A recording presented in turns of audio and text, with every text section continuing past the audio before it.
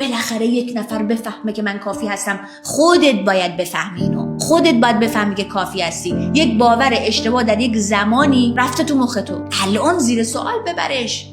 غلطه، نمیپذیرم. این باور رو میندازم، به دردم نمیخوره. من کافی هستم، همینی که هستم کافیه، همینی که هستم عالیه، همینی که هستم خوبه. من میتونم هر وقت دلم بخواد بگم نه، میتونم حد و مرز بذارم. حد و مرز من اگه بخواد قضاوت بشه ربطی نداره به من نمیخوام قرار توضیح بدم، همه رو قانع بکنم، همه با من حال کنن، همه با من دوست داشته باشن، همه انتخاب منو دوست داشته باشن، همه با حد و مرزهای من حال کنن. نه، حال نکنن، دوست نداشته باشه. و من با واقعیتم باور دارم که میتونم ارتباطات بهتری داشته باشم.